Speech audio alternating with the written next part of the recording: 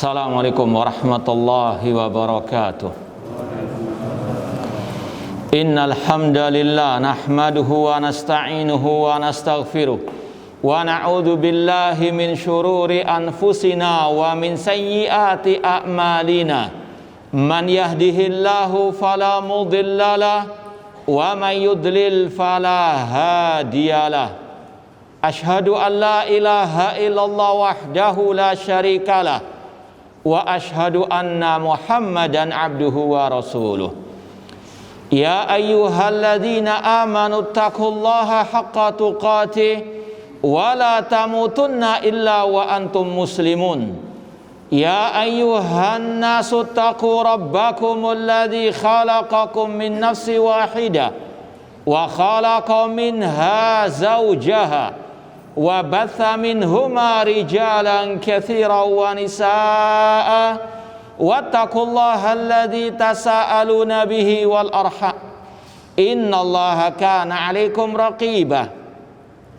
Ya ayyuhalladzina amanu taqullaha wa qulu qawlan sadida yuslih lakum a'malakum wa yaghfir lakum dhunubakum wa man yuti'illaha wa rasulahu faqad faza fawzan 'azima.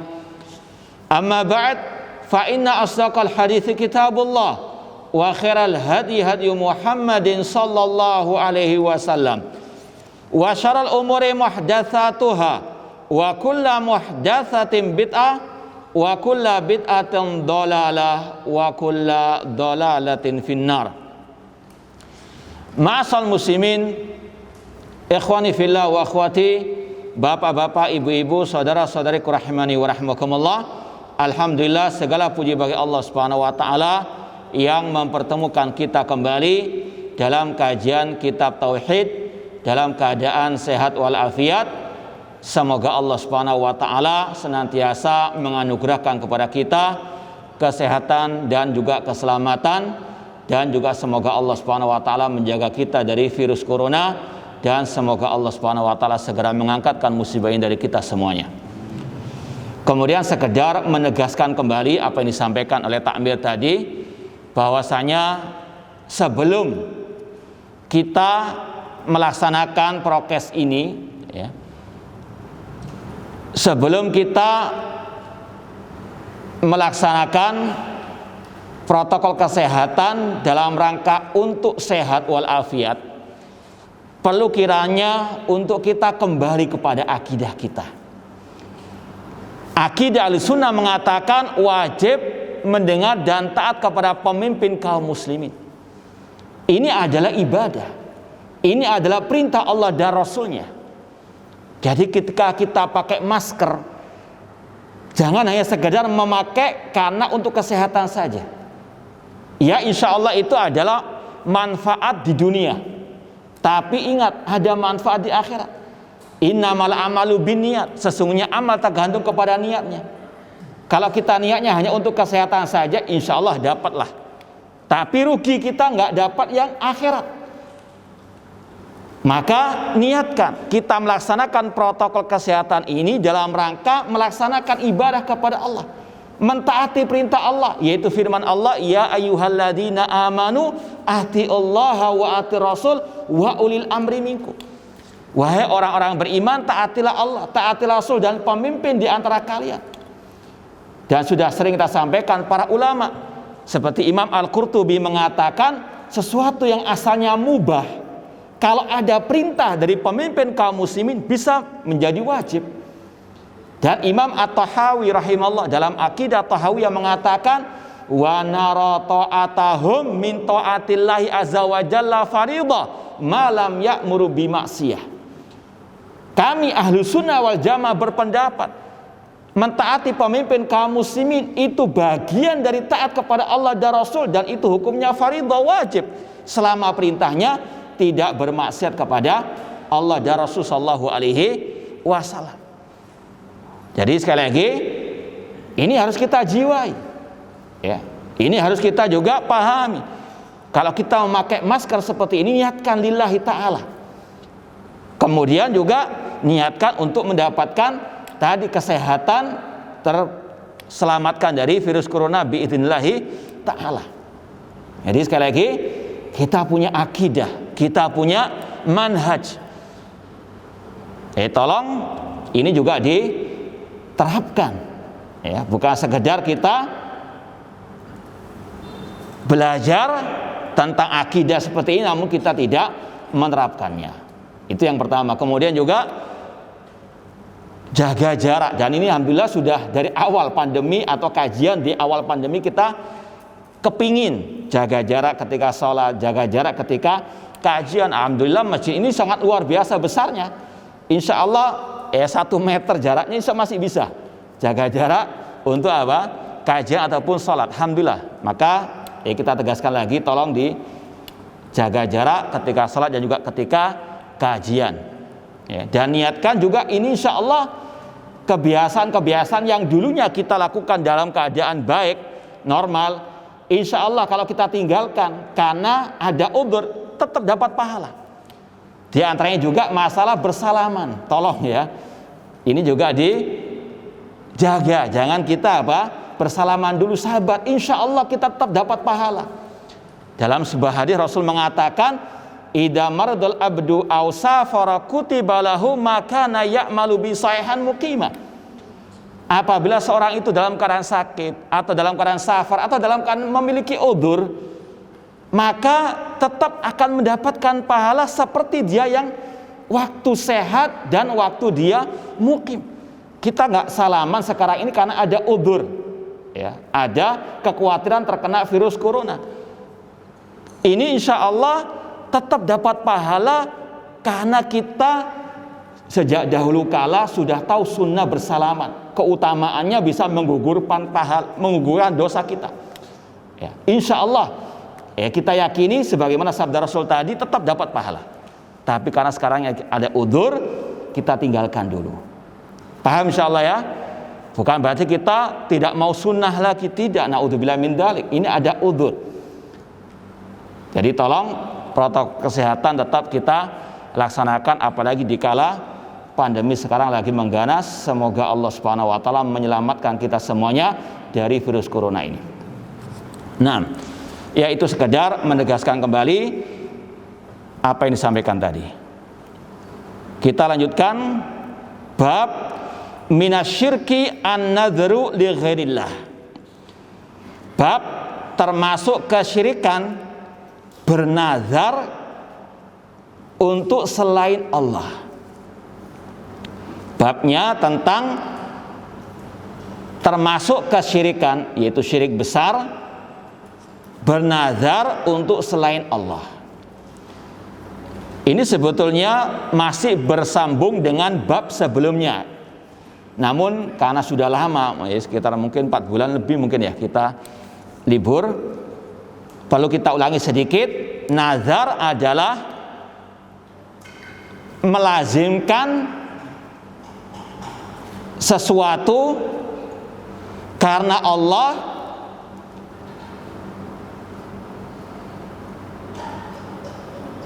yang tidak diwajibkan oleh syariat, yang tidak diwajibkan secara syariat oleh syariat. Contoh misalnya, orang itu mengatakan, ana bernazar karena Allah puasa seminggu misalnya. Kata para ulama, an-nazar ada 2 macam, ada yang mutlak, ada yang muqayyad, ada yang terikat, ada yang mutlak. Jadi bab ini ada 2 sisinya, sisi akidah dan sisi fikih. Jadi pembahasan ini ada 2 bagian, bagian fikih, bagian akidahnya. Namun secara definisi syariat, nazar adalah melazimkan sesuatu karena Allah yang tidak diwajibkan oleh syariat. Contoh, ini bentuk nazar yang pertama yang mutlak. Ana bernazar puasa seminggu karena Allah. Ini mutlak, namanya nazar yang mutlak, tanpa ada syarat tertentu.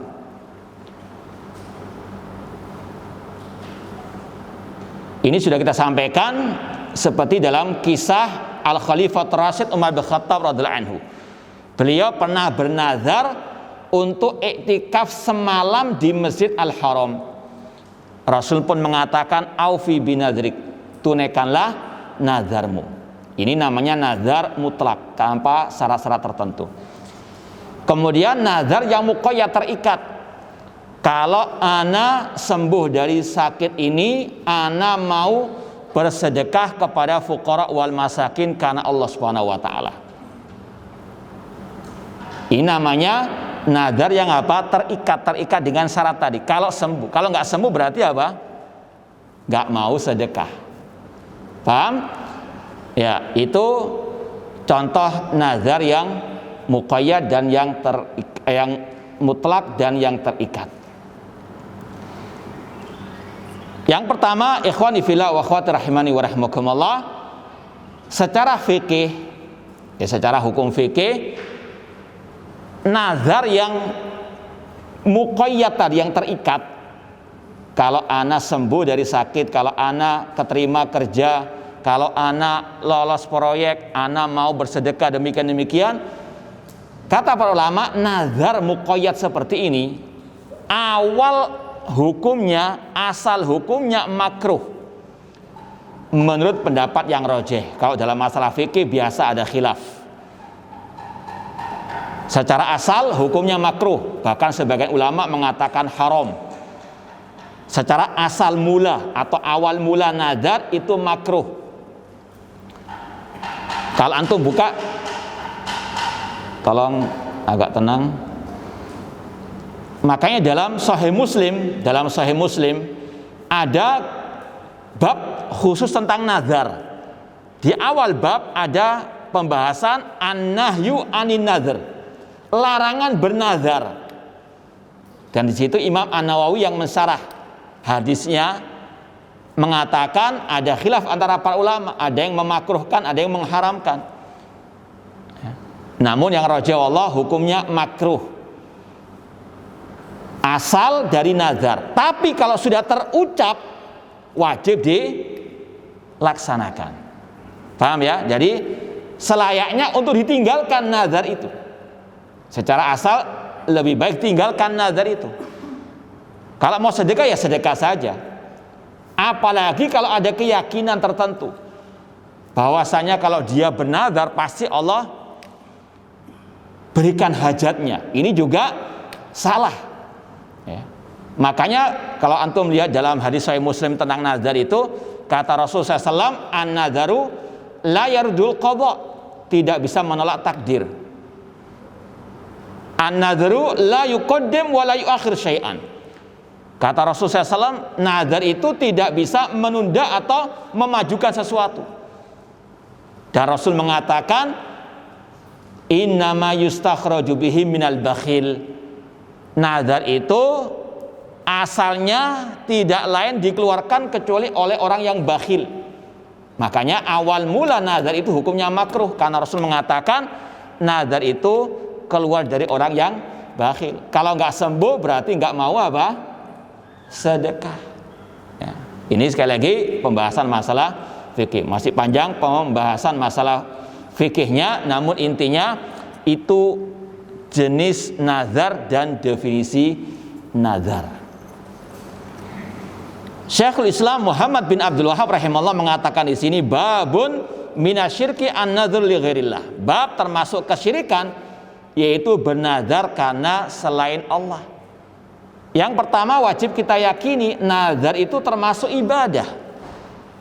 Seperti yang akan disampaikan dalilnya, yufuna bin nadri, ya. Qaulullah ta'ala, dalilnya firman Allah, yufuna bin nadri. Mereka orang-orang yang baik, yang beriman, bertakwa, menunaikan nazarnya. Allah memuji mereka. Kenapa? Karena mereka menunaikan nazar. Dan kita sudah paham definisi ibadah yang disampaikan oleh Syekhul Islam Ibnu Taimiyah rahimahullah. Siapa yang menjawab definisi ibadah menurut Syekhul Islam Ibnu Taimiyah rahimahullah?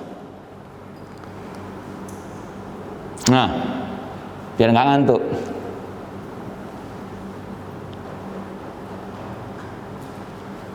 Pura-pura atau memang nggak tahu? Al-ibadah ismun jami'un li kulli ma yuhibbuhullah wa yarda minal aqwali wal af'al adh-dhahira wal batinah. Seperti yang beliau sampaikan dalam kitab Al-Ubudiyah. Syekhul Islam Ibnu Taimiyah rahimahullah mengatakan ibadah adalah nama yang mencakup segala hal yang dicintai dan diridhoi oleh Allah Subhanahu wa taala. Sebuah nama yang mencakup segala hal yang dicintai dan diridhoi oleh Allah Subhanahu wa taala, baik berupa ucapan dan perbuatan yang lahir maupun yang batin. Sebuah nama yang mencakup segala hal yang dicintai dan diridhoi oleh Allah Subhanahu wa taala, baik berupa ucapan dan perbuatan yang lahir maupun yang batin.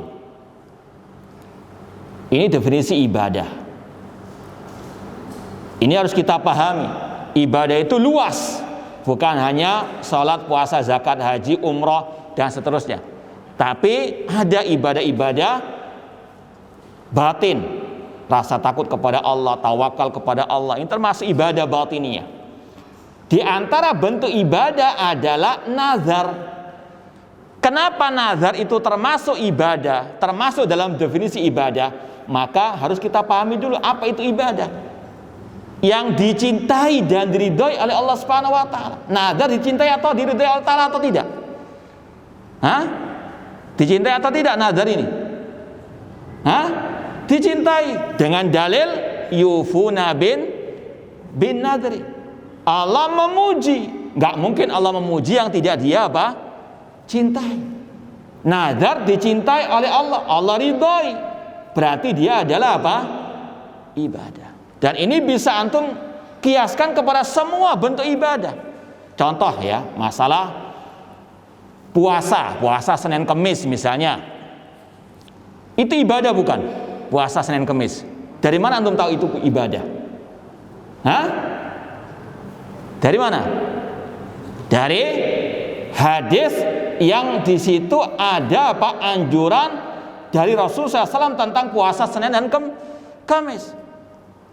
Tidak mungkin Rasul mensyariatkan, menganjurkan sesuatu yang tidak dicintai dan tidak diridhoi oleh Allah Subhanahu wa taala, apalagi ucapan Rasul wahyu dari Allah Subhanahu wa taala. Jadi itu ikatannya, itu batasan ibadah yang dicintai diridhoi oleh Allah Subhanahu wa taala, dan itu kita tahu dari dalil. Nazar termasuk ibadah karena dicintai dan diridhoi Allah taala. Dari mana kita tahu Allah cinta dan ridha? Dari ayat yufuna bin nazar. Ya. Contoh yang lain, kita berbakti kepada orang tua, termasuk ibadah bukan? Dari mana antum tahu itu ibadah? Hah? Dari apa? Dalil yang mengatakan wa'budullah wa la tusyriku bi syai'an wa bil walidaini ihsan. Allah perintahkan. Enggak mungkin Allah memerintahkan sesuatu yang tidak Allah cintai, yang tidak Allah ridhai. Paham ya? Demikian seterusnya. Ya, sekali lagi pahami definisi ibadah. Ibadah sebuah nama yang mencakup segala hal yang dicintai diridhoi oleh Allah Subhanahu wa taala, baik berupa ucapan, perbuatan yang lahir maupun yang batin. Nazar termasuk ibadah.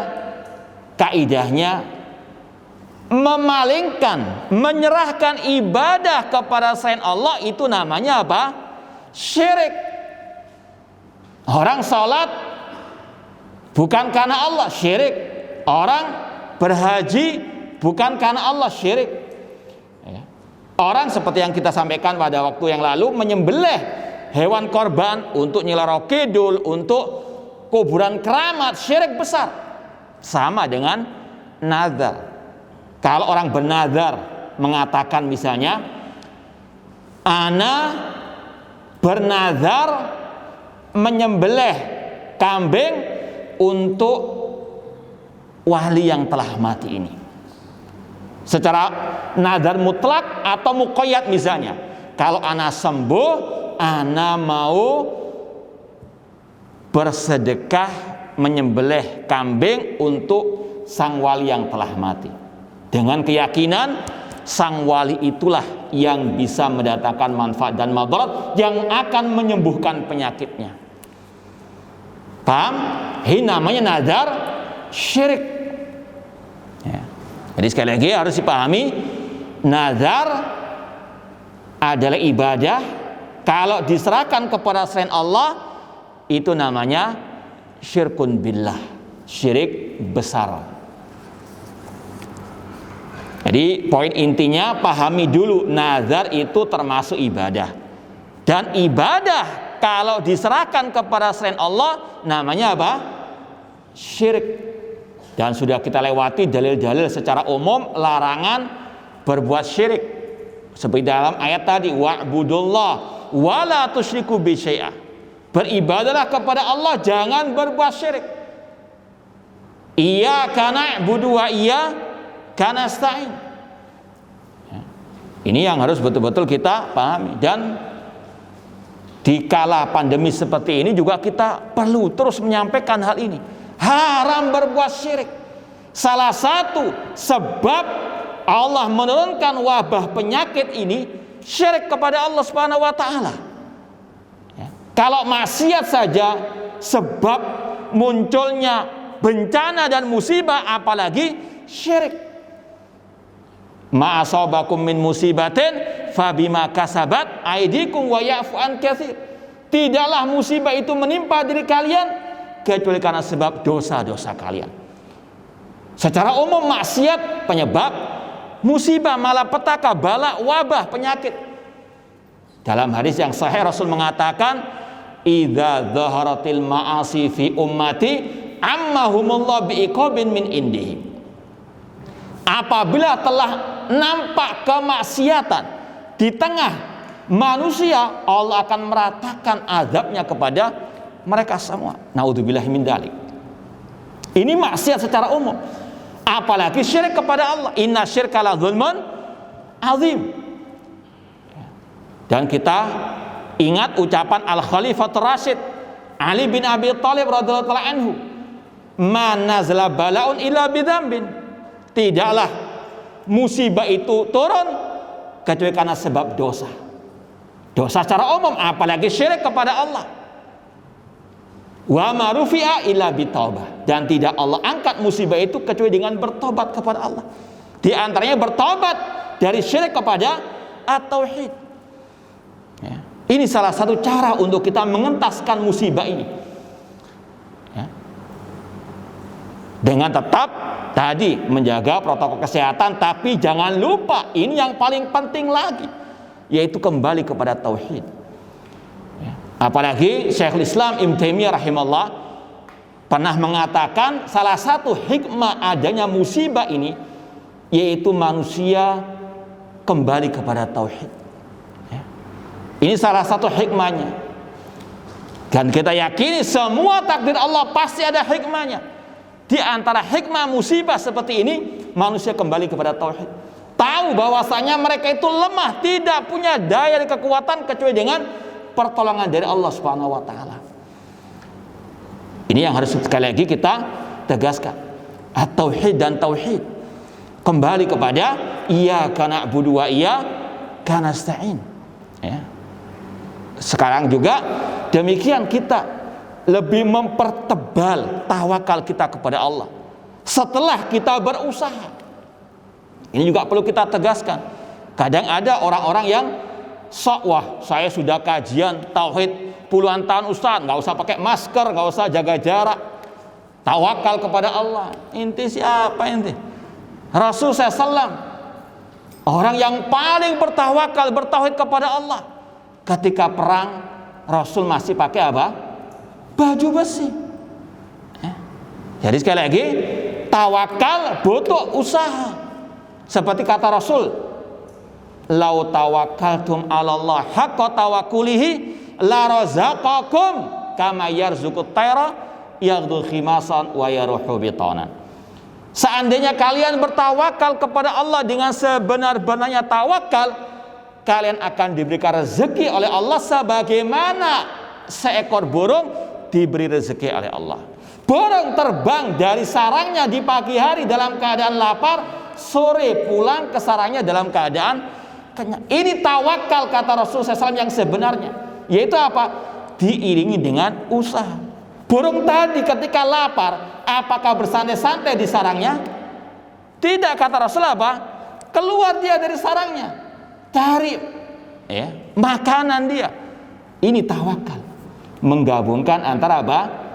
Usaha yang baik dan minta tolong kepada Allah. Sebagaimana kata Rasul, ihris ala ma yanfauka wasta'in billah. Berantusiaslah, bersemangatlah dalam menggapai yang bermanfaat dan minta tolong kepada Allah. Ada usaha, ada ketergantungan kepada Allah Subhanahu wa taala. Jangan diambil salah satunya. Hanya minta tolong kepada Allah tanpa usaha juga tidak benar. Usaha saja tanpa tawakal juga tidak benar. Makanya Al-Imam Ibnu Abil Is Al-Hanafi rahimahullah dalam Syarah Aqidah Tahawiyah mengatakan, al-i'timad ala sabab syirkun fit tauhid. Bergantung kepada usaha sendiri itu syirik dalam tauhid. Saya pakai masker, dengan masker ini saya pasti selamat, tanpa ada ketergantungan kepada Allah, syirik dalam tauhid. Harus apa? Meyakini ini hanya sekedar usaha. Tapi kata beliau, wa tarkus sabab alladhi huwa sabab qadhun fil aql.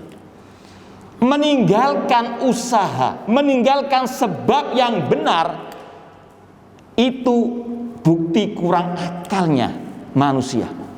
Jadi menggabungkan dua. Jangan bergantung dengan usaha kita sendiri, dan jangan juga meninggalkan usaha.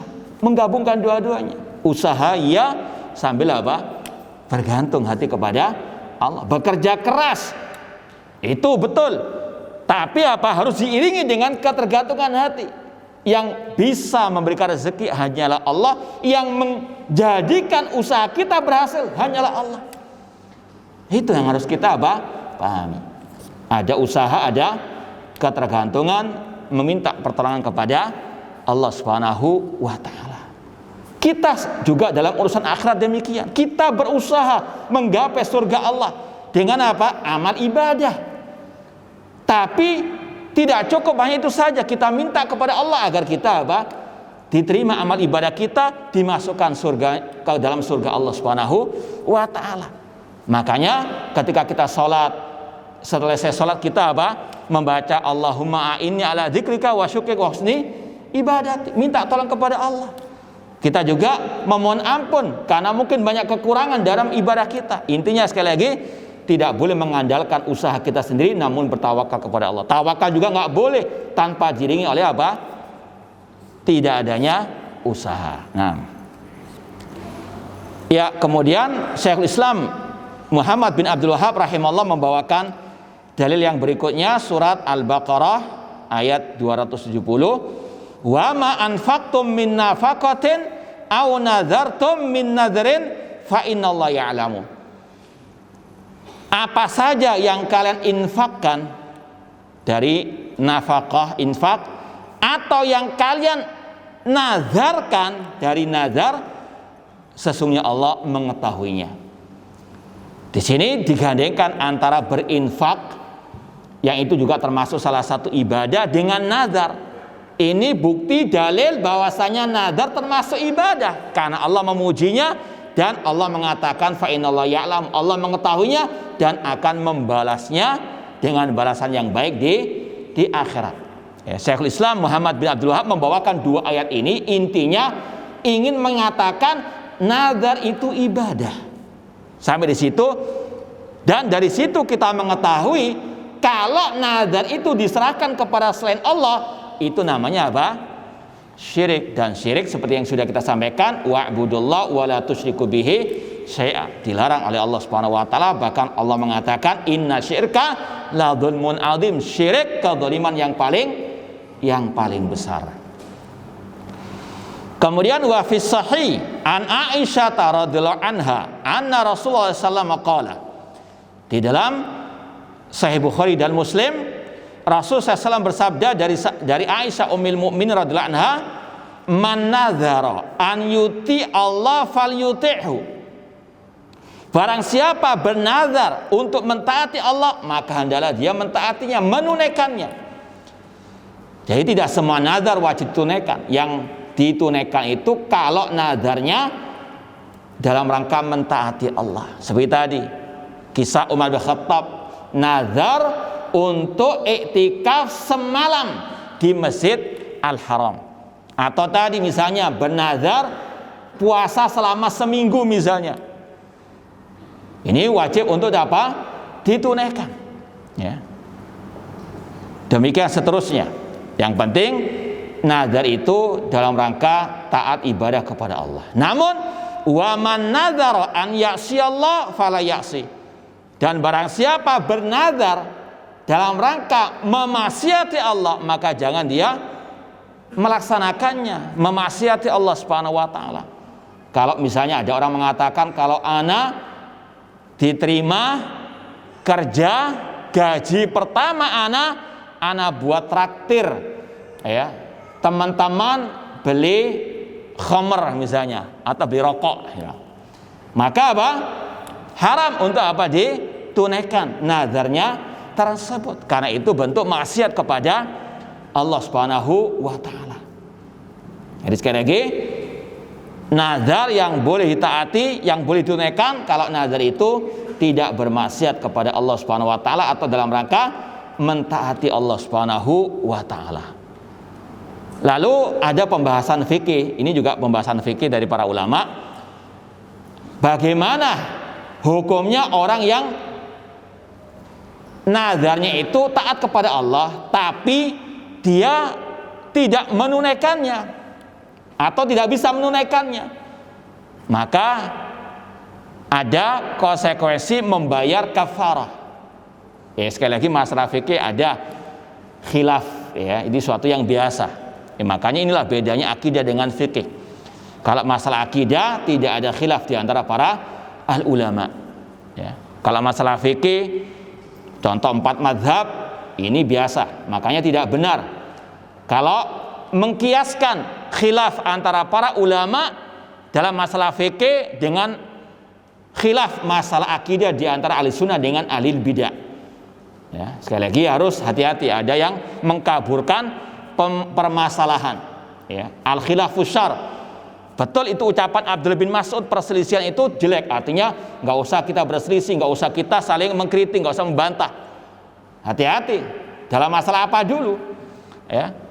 Kalau dalam masalah perbedaan antara akidah Ahlussunnah dengan al-bidah harus diselesaikan dengan tegas, dengan terang benderang ya. Makanya Syekh Muhammad bin Utsaimin mengatakan kalau perselisihan itu dalam masalah fikih ijtihadi lapang dada, tapi kalau dalam masalah akidah harus tegas ya. Sekarang hati-hati, banyak ahli syubhat yang mengkaburkan hakikat dua perselisihan tersebut ya. Sekali lagi, dalam masalah fikih khilaf itu suatu yang lumrah, yang dimaksud dengan khilaf di situ khilaf ijtihadi yang muktabar tentunya. Dalam masalah ini misalnya kalau orang itu sudah bernazar tadi, kalau ana diterima kerja, ana mau mentraktir misalnya, tapi qadar Allah dia tidak sanggup untuk apa? Traktir, karena sudah apa? Terlanjur diucapkan, dia nggak mikir kalau yang hadir ini banyak, ya kan? Makanya kata para ulama, jangan banyak-banyak atau jangan sering-sering nadar atau jangan bernadar, karena nggak dipikir. Kalau saya diterima kerja, saya akan traktir semua jamaah di sini, ya. Nggak taunya cuma gajinya berapa ribu saja misalnya, nggak cukup untuk semuanya. Maka apa konsekuensinya? Ini khilaf antara ulama, apakah membayar kafarah atau tidak. Wallahu alam, yang rajih membayar kafarah, karena dalam hadis yang kita sampaikan Sahih Muslim, Rasul mengatakan kafaratul yamin. Kafarahnya nazar itu kafarahnya bersumpah yang dia tidak laksanakan. Dalam Al-Quran Allah mengatakan, la yu'akhidukumullahu billaghwi fi aimanikum walakin yu'akhidukum bima aqadtumul aiman fakafaratuhu it'amu asyrati masakin min awsati ma tut'imuna ahlikum au kiswatuhum au tahriru raqabah.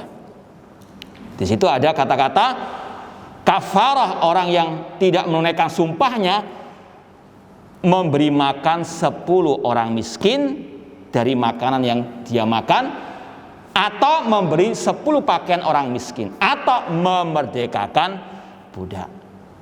Jadi kalau orang itu tidak menunaikan nazarnya, ini kafarahnya alal qaulir rajih, sesuai pendapat yang rajih wallahu taala alam. Nah, demikian pula sebagai ulama mengatakan ketika dia bermaksiat atau dalam bernadar, nadarnya maksiat, dia baru sadar kalau itu tidak boleh ditunaikan. Nah, sebagian ulama mengatakan iya, dia membayar kafarah juga. Ya, mungkin setelah dia ucapkan, dia nggak tahu kalau itu maksiat. Ada yang menasihati itu maksiat nadarmu, jangan kau tunaikan. Apakah membayar kafarah tidak? Wallahu alam, yang rajih membayar kafarah, wallahu taala alam. Nah, kemudian fihi masail. Kesimpulan dari bab ini yang pertama, ujubul wafa bin nadhr. Wajibnya menunaikan nazar. Ini kalau nazarnya tidak bermaksiat kepada Allah Subhanahu wa taala. Ya. Seperti tadi, ana bernazar mau puasa 3 hari, 4 hari, seminggu dan seterusnya, maka wajib dia tunaikan, karena Allah berfirman tadi yufuna bin nadhr. Bahkan dalam surat Al-Hajj Allah mengatakan wal yufu nuzurahum, dengan redaksi perintah, hendaklah mereka menunaikan nazar mereka, wal yufu nuzurahum. Dan kaidahnya namanya al-amr ya dulu alal wujub, perintah menunjukkan akan kewajiban. Ini kalau nazarnya tidak bermaksiat kepada Allah Subhanahu wa taala. Yang kedua, idza tsabata kaunuhu ibadatan lillah fa sarfuhu ila ghairihi syirkun.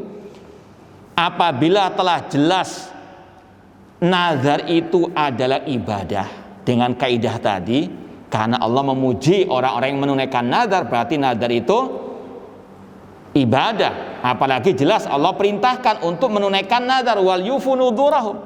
Ini perintah Allah, maka itu yang dicintai oleh Allah, dan itu adalah ibadah.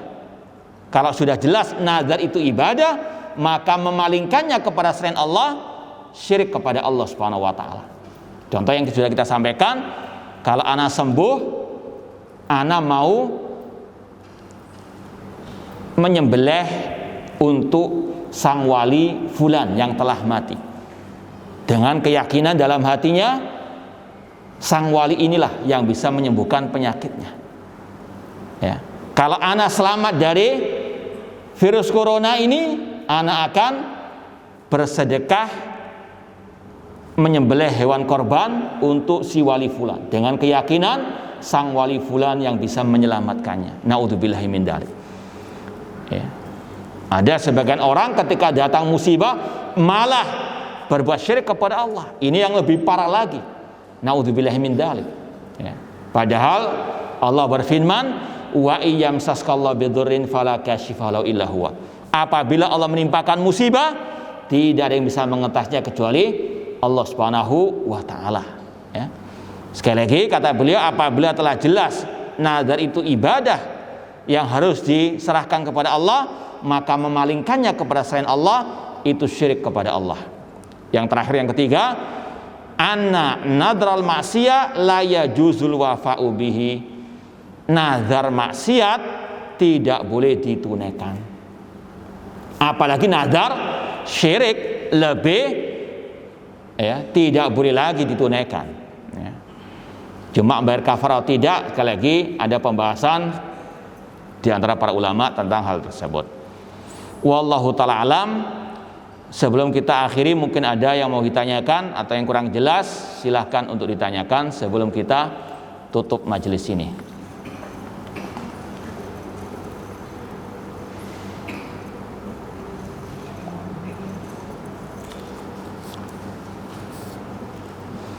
Nah, kalau bisa dengan tertulis, kalau tidak bisa dengan lisan, tafadhalu. Kalau tidak ada pertanyaan, kita tutup.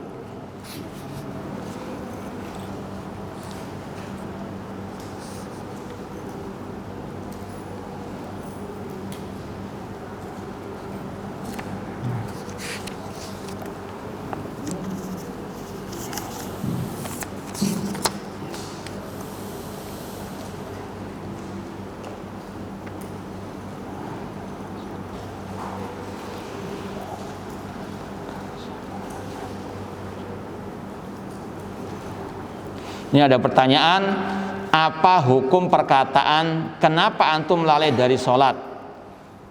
Antum kan sahabat ana, dan bagaimana bisa ana ke surga kalau antum tidak ada di sana? Apakah maknanya bagus? Apakah kata tahu yang memasukkan surga adalah sesuatu kehendak Allah? Wallahu alam, ini ucapan yang lebih baik dihindari. Ya, karena tidak ada yang memastikan orang itu masuk surga kecuali Allah dan Rasul sallallahu alaihi wasallam. Ya, cukup antum mengatakan, ya akhi, kenapa antum tidak salat? Bukankah Allah Subhanahu wa taala merintahkan kita dan Rasulnya untuk salat? Bukankah salat adalah rukun Islam? Ya, karena sekali lagi kata-kata seperti ini, dan bagaimana bisa ana ke surga kalau antum tidak ada di sana? Ini ya selayaknya untuk apa? Ditinggalkan, karena ibadah itu salah satu sebab yang bisa memasukkan kita ke surga. Namun yang memastikan ya orang itu masuk surga tidak Allah dan Rasul SAW, orang itu masuk surga dengan rahmat dari Allah, dan rahmat Allah itu digapai dengan al-ibadah. Ya, selayaknya untuk ditinggalkan kata-kata seperti itu, cari kata-kata yang tidak ada muskilah. Makanya ditanyakan di sini, ya, makanya cari ya kata-kata yang tidak bermuskilah, tidak bermasalah. Kaifa yajma' baina kaunin nadar haraman wa baina kaunihi ibadah. Sudah kita sampaikan, nazar yang muqayyad, ya, nazar yang muqayyad tadi itu awal dia mengucapkan itu hukumnya apa? Hukum asal dia mengucapkan dari sisi ini apa? Makruh. Bahkan sebagian ulama mengatakan apa? Haram, karena tidak keluar kecuali dari orang yang bakhil. Tapi ketika sudah dilontarkan, diucapkan, menjadi hukumnya apa? Wajib ditunaikan. Jadi itu menjamakkan antara ada kata-kata larangan bernazar dengan kata-kata wajib melaksanakan apa? Nazar. Larangan itu dari sisi hukum apa? Asal nazar itu. Paham ya? Kalau kita baca kitab-kitab para ulama, awal nazar, asal nazar itu yang dihukumi makruh alal qaul rajih. Ada yang mengatakan haram, di antaranya Syekhul Islam Ibnu Taimiyah rahimahullah. Tapi ketika sudah terlontar, Allah mengatakan wal yufu nuzurahum. Paham? Nah,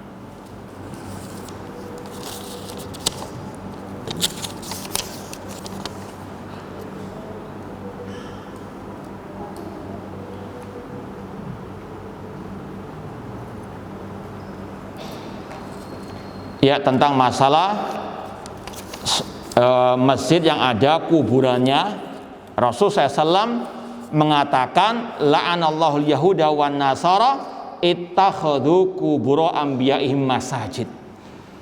Allah melaknat orang Yahudi dan Nasara yang menjadikan kuburan nabi-nabi mereka sebagai masjid. Ya, ini sekali lagi Rasul yang mengatakan demikian dalam banyak hadis. Ya. Ini kelakuan orang Yahudi wan Nasara, namun sangat disayangkan diikuti oleh sebagian kaum muslimin. Kalau ada pertanyaan bagaimana dengan Masjid An-Nabawi, yang pertama yang melakukan itu bukan Nabi. Ya, Masjid Nabawi ada kuburan Nabi. Yang pertama jelas Rasul melarang tadi membangun masjid di atas kuburan. Ya. Sekarang Masjid Nabawi ada kuburan Nabi. Yang pertama yang melakukannya bukan Nabi, dan Nabi sendiri sekali lagi apa? Melarang hal tersebut. Jadi as-sunnah qauliyah ini yang wajib untuk dipegang erat, ya. Kadang orang cari tadi mutasyabihat, ya, yang bukan perbuatan Nabi dipegang erat, yang sabda Rasul ditinggalkan, ya. Bahkan Rasul mengatakan dalam hadis yang lain, ala inna man kana qablakum kanu yattakhiduna quburan masajid. Dulu orang-orang sebelum kalian menjadikan kuburan nabi-nabi mereka sebagai masjid. Ala fala tattakhidhu quburan masajid. Jangan kalian menjadikan kuburan sebagai masjid. Fa inni anhakum andalik. Tegas Rasul mengatakan demikian. Cuma ada orang-orang yang hatinya ada penyakit, cari-cari yang syubhat tadi, yang samar-samar, padahal hadisnya jelas melarang membangun masjid di atas kuburan. Wallahu taala alam. Sudah ada, Pak? Belum? Hah? 1 menit lagi. Iya, sambil cari napas dulu, Pak. Iya, insyaallah kita lanjutkan setelah azan. Ada masih 3 pertanyaan di sini. Wallahu taala alam. Ya, kita lanjutkan menjawab pertanyaan yang sudah masuk berkaitan dengan nazar. Apakah hanya yang berucap atau masih dalam hati? Kalau sekedar masih istilahnya bisikan hati, kretek hati, tidak ada hukumnya di situ. Ya, sampai terucap, maka kalau itu betul-betul di atas taatillah, taatan kepada Allah, tidak bermaksiat, maka wajib untuk dilaksanakan. Bolehkah kita membatalkan nazar? Ini tadi kaidahnya, kalau memang itu dalam ketaatan kepada Allah, kemudian tidak bisa melaksanakannya, kalau ditarik nazar tersebut dibatalkan, tidak ditunaikan, bayar apa? Kafarah. Ya, sekali lagi itu yang diperintahkan oleh Allah Subhanahu wa taala. Kemudian yang terakhir, nazar adalah ibadah. Hadis Rasul, orang itu dari bakhil, wallahu alam. Mungkin tadi menjamakkannya. Kita sudah sampaikan, ini dilihat dari 2 sisi, ya. Sisi awal hukum nazar itu kata Rasul makruh, karena orang itu tidak mau ibadah kecuali kalau ada apa? Syarat yang sudah dia peroleh, ya. Kalau nggak dapat syarat yang dia peroleh, dia nggak jadi apa? Ibadah, nggak seperti tadi, atau nggak mau sedekah atau neraktir. Ini salah satu ciri orang apa? Bakhil kata Rasulullah SAW. Namun kalau sudah terlontar, hukum menunaikannya wajib. Dari 2 sisi tersebut tidak ada pertentangannya. Pertanyaan ini ada 2 pertanyaan. Adab kubur atau nikmat terus-menerus sampai hari kiamat?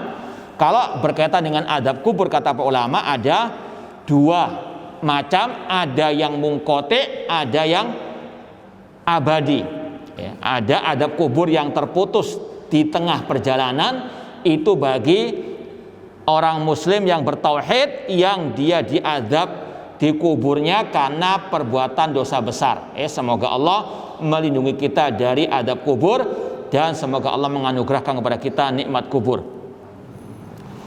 Ini adab kubur yang mungkotik, terputus, ya, bagi pelaku dosa besar dari kaum muslimin, ya. Adapun yang kekal abadi, ini bagi orang kafir, seperti yang Allah kisahkan pada Fir'aun dan para pengikutnya. An-naru yu'raduna 'alaiha ghuduwan wa 'ashiyya wa yauma taqumus sa'atu adkhilu 'ala fir'auna asyaddal adzab. Api neraka ditampakkan kepada Fir'aun dan para pengikutnya pagi dan petang hari. Kemudian pada waktu hari kiamat diserukan kepada malaikat, masukkanlah mereka ke dalam azab yang pedih. Jadi mulai Fir'aun mati sampai hari kiamat tetap diadab. Dan ini yang harus kita yakini, sampai sekarang Fir'aun diadab di alam kuburnya. Dari mana tahu? Ini dalilnya.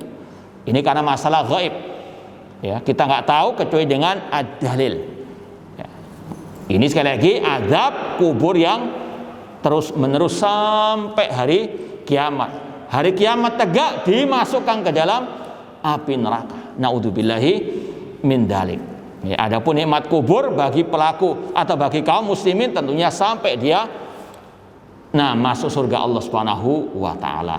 Sekali lagi semoga Allah Subhanahu wa taala memberikan kepada kita keselamatan fid dunia wal akhirah, dan semoga Allah memasukkan kita dan mengumpulkan kita di surganya kelak.